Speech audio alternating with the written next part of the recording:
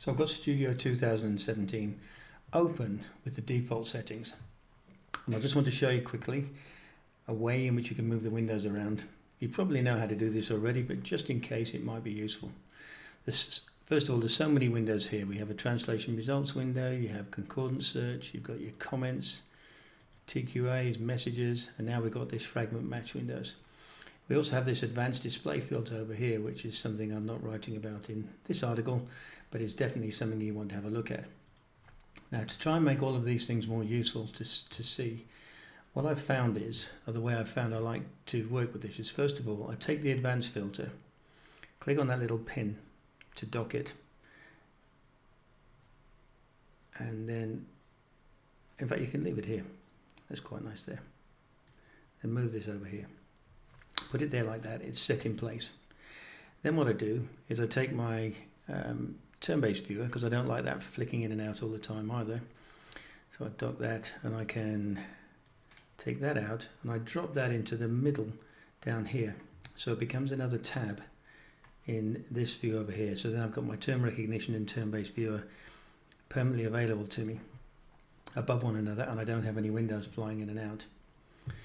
Then I take the fragment match window and drop this out here, and I take the fragment match window and drop that into here, purely because I find it easier to see and to scroll down through this when it's in this window.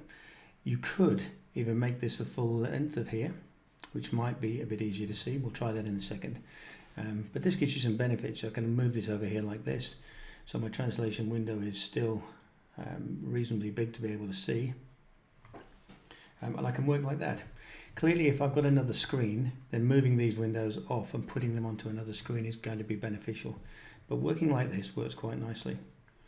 Now, if I don't want it like that, another thing I can do is if I just take this out of here for a second, take the display filter out as well, and I take my turn-based viewer out, and instead of putting them where I put them, if this time I put them there instead on the side, move this over a bit like that, and take my display filter and drop that in here, and take my fragment matches and drop that in here, you can see that all of a sudden, again, I get far more use out of being able to see what's on this screen, because there's quite a lot of information. The number of fragments you get are considerable, and you can read them far better when they're on the side like this. At least I find it works that way. And if I want to, it's very easy to change to the display filter or to my turn-based viewer if I need it, by putting it in there. And then what I also find is I can add other bits and pieces. So if I click on, for example, the view, and I can see some of the other things I have installed, things like Sketch Engine, which is a new plugin that was released yesterday, I think. I can drop that in there as well. And then I can have some extra results here using the parallel search, thesaurus, and collection. Again, in a tab on the side without taking up additional space on the side of my screen or filling up the view parts on the bottom. So maybe that will just give you a few tips if you've only got one screen to work with. If you've got multiple screens, it's no problem. You can drag them off onto other screens. But on one, it can get a little tight.